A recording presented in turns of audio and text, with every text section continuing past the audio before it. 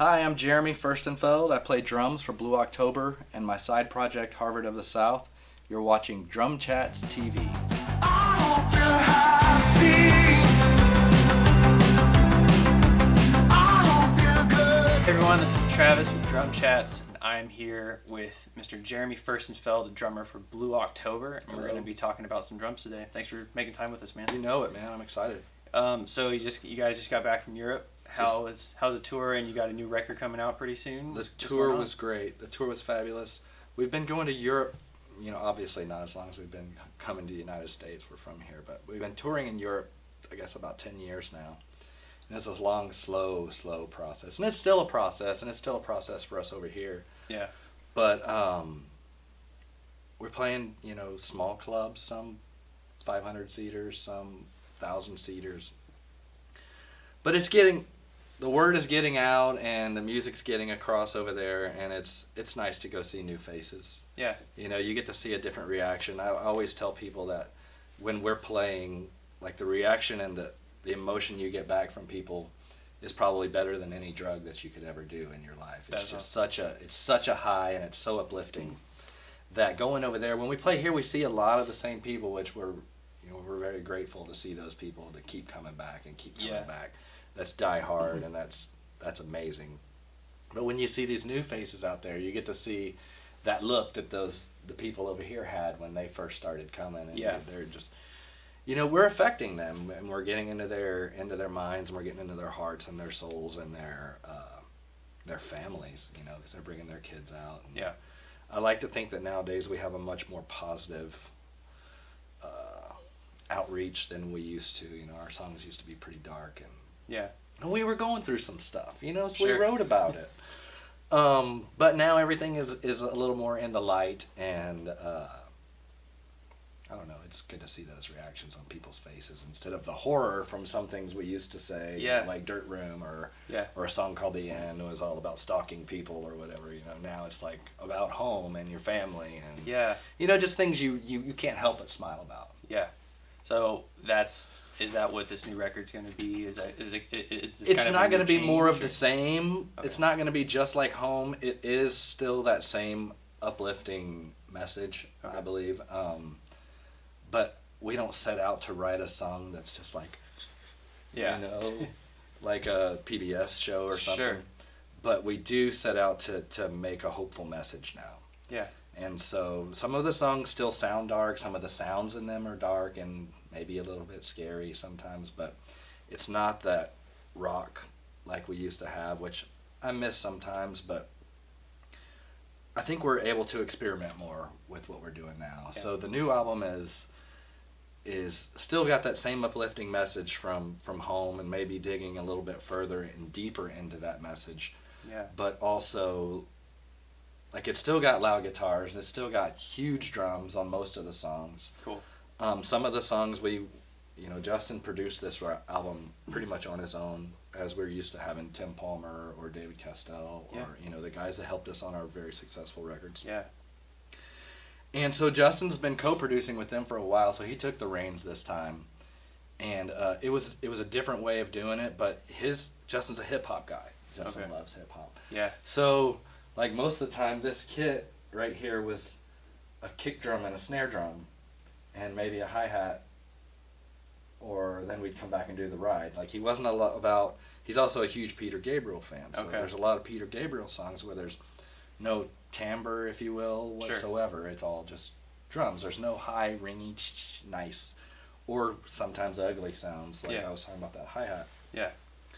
But it was definitely took me out of the box. I'm playing a lot of one-footed, one-handed, and trying to figure out the tempo with this one. If there was video of me playing a lot of these songs, it would be this hand empty in the air, just like, just keeping time. Right.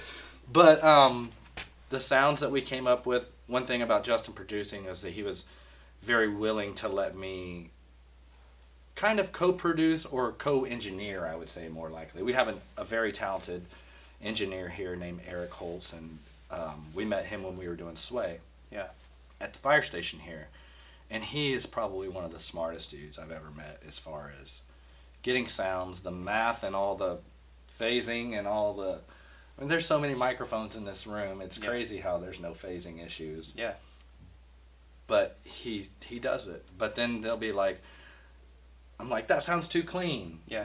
Let's do something I do at my house. And we threw a U87, it wasn't a U87, it was a WA87 made by Warm. Okay. Into the bathroom over here and faced it against the tile bathroom, and then just cranked the poop out of it and compressed and just made a really distorted, funky sound, like almost like garbage cans, but it was also delayed a little bit, and we use that as kind of a distorted reverb, if you will. Okay. So that's what was cool about Justin producing is he's like, how did you get the sound that you did on this, let's say, Harvard of the South record? Yeah. Because me and Steve produced and recorded all that at my house. And it's just dirty and kind of more indie sounding. Sure. So I was very pleased that he let me do that. Yeah. On some of these things, and hey, we're not getting that sound. Come in here and tweak this compressor. And I'm in there like, well, first I'm going to start out with it all the way up. Yeah. And then I'm going to bring it back to taste. Yeah. So that was really cool. That Yeah. was a lot of fun. But yeah, this record, hopefully, I mean, it's definitely. I don't know if you've heard I Hope You're Happy, the new single. No. We'll play that too in a little bit. It's very poppy, very 80s, synth kind of driven song. Sweet. And then there's some songs like King where it's, I'm banging away on there's a cymbal I got to hit, so. Cool. But it was a huge cymbal. My drum tech is an Istanbul artist. Nice. And so he's got some amazing stuff that he brought to the table. I'm a Sabian guy. I use Sabian live most of the time in the studio as well. Yeah. They've been super good to me, and they always replace things when it's broken, and give me advice on stuff. And but this dude Charlie, my drum tech, Chucky Smokestacks, he has a 26-inch 30th anniversary, I think, Istanbul ride, and it's super thin. Like, it's super thin. Really? And it was the biggest, washiest, but not overly dark and muddy sounding ride, and I just used it as a crash. I didn't use it as a ride at all. Oh my God. So we just ride it on the edge of that thing. Yeah. And he had a bunch of other 24-inch Joey Warnker and some other, just all huge. So when I did use cymbals on this record, they were gigantic. Yeah. And along with those, and this Artisan was a new sound that it's more of a jazzy sound that I probably can't use live, but I was able to use it a lot on the record. Okay. And so it's just got some different, I don't know, it's very dry. It's really actually kind of quiet too if you, it goes away pretty fast. Real quick. If you hit it on the set, there's really not much to it, but it's just a different sound. Yeah. I was using a Paragon ride forever, and it finally broke, and I talked to those dudes, and I was like, I want something different. Yeah. And so we talked our way into that. But live, I'm using a Legacy ride, the 22-inch. Okay. And it's got a nicer wash than this and a little more stick definition, so I'm able to use it. Okay. Use it live. So how much on this record and the ones in the past have you been able to come in and just experiment with different sounds, or are you usually? We're constantly experimenting with Okay. sounds, like I said, with the whole bathroom mic technique, and there's another technique we use. And Eric, I'm going to give away most of our secrets today. And I read this from one of John Bon Jovi, Bon Jovi's producers or engineers, and I forget his name. But he takes a bullet mic and he puts in a roll of gaff tape right next to the kick pedal. Okay. And it points up, and you compress it, and it basically, the bullet mic sounds kind of radioed out already and kind of tinny sounding. So we always do that every time we're recording, and we started out experimenting with that, but now it's something we do all the time. Sure. And so if we ever want to drop down to just like a loopy sounding beat without actually going through the work of looping a beat over and over again, which isn't hard nowadays, but it's organic and it's right there and it picks up the whole kit. Right. It's a great tool. But as far as sounds, I mean, broken cymbals, broken drums, things that, I was using a lot of like pieces of metal and things that I would find. Yeah. Like metal pipe flanges, and I have this thing. Have you heard of Morph Beats? Mm-hmm. You should follow him on Instagram. This dude in Colorado Springs. I believe that's where he is, or somewhere in Colorado. Colorado Springs, isn't it?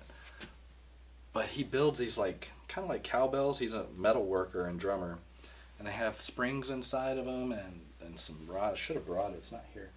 Some rods sticking up, and you can bow it, and it makes some crazy haunting sounds, or you can like hit it with mallets or sticks, and the springs inside end up acting like a homemade spring reverb. Okay.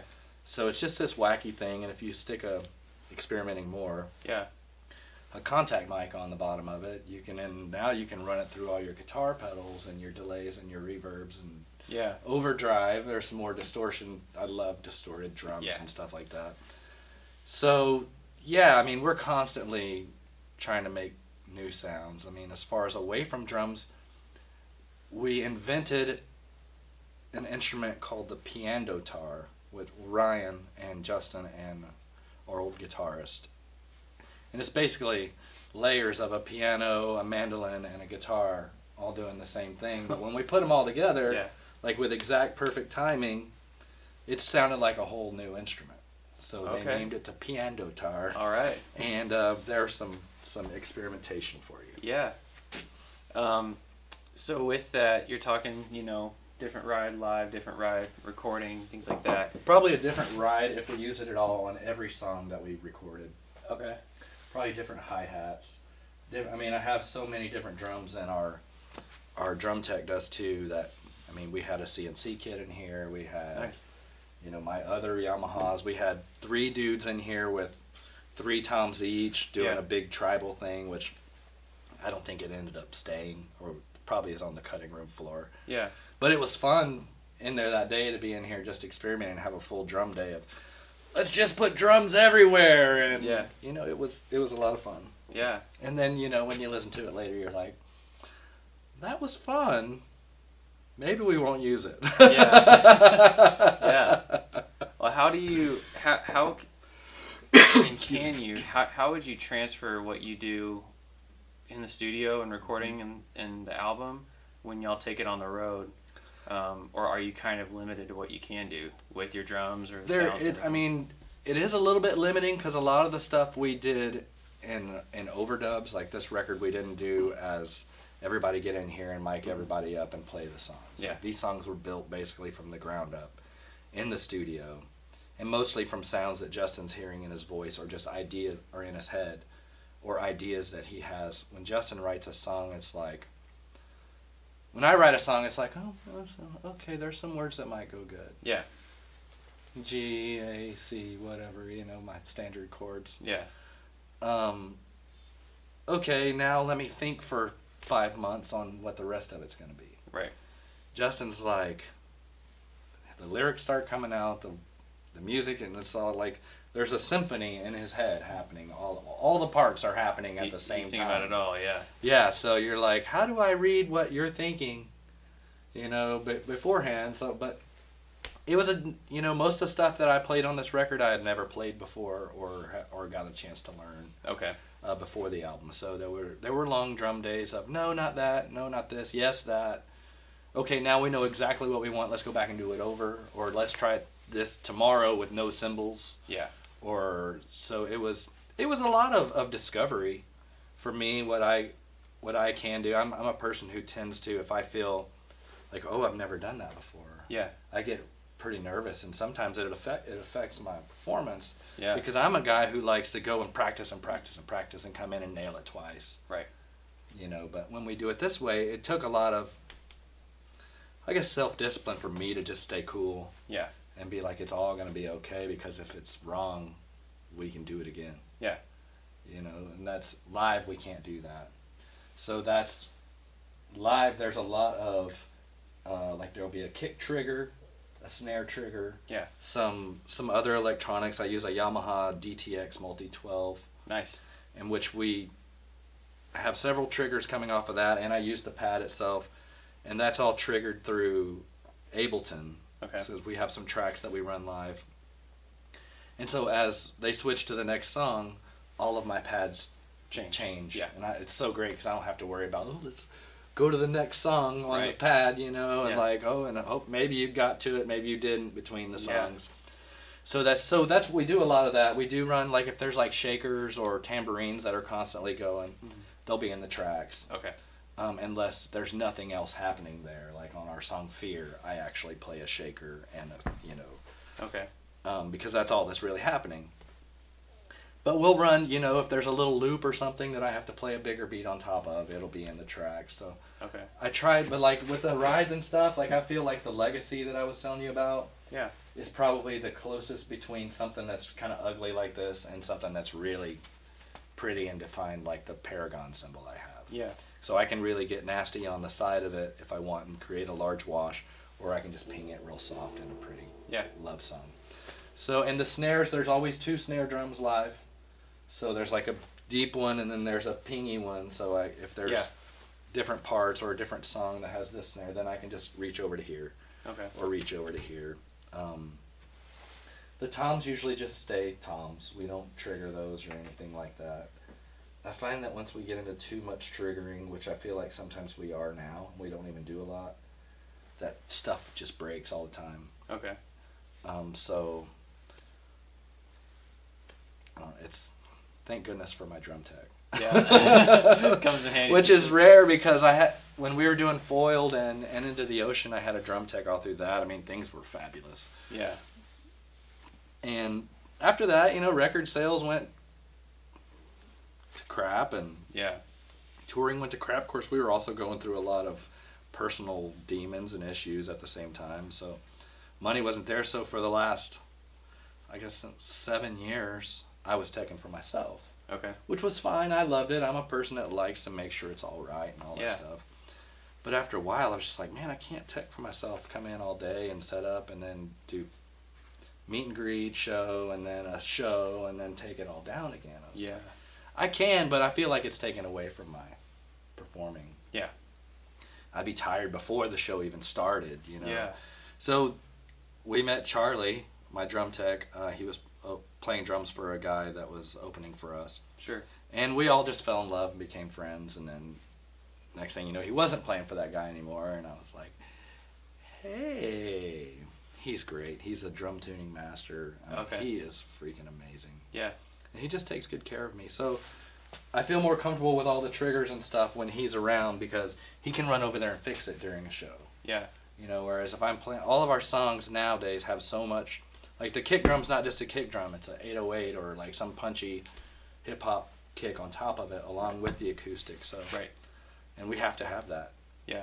Where it doesn't sound like the song. Yeah. So with that, there's, we've got drummers who ask, how do I get to where these guys are going? Or am I doing it is my performance where it needs to be at the caliber of what you and all these other guys are doing? How did you get to say, this is the kit that I'm using, we're going to be using these samples? How did you find out what you needed for your live show? Well, first of all, I asked myself those same questions before a tour. Probably a week into a tour even still, when we're still loose and trying to figure things out. Yeah.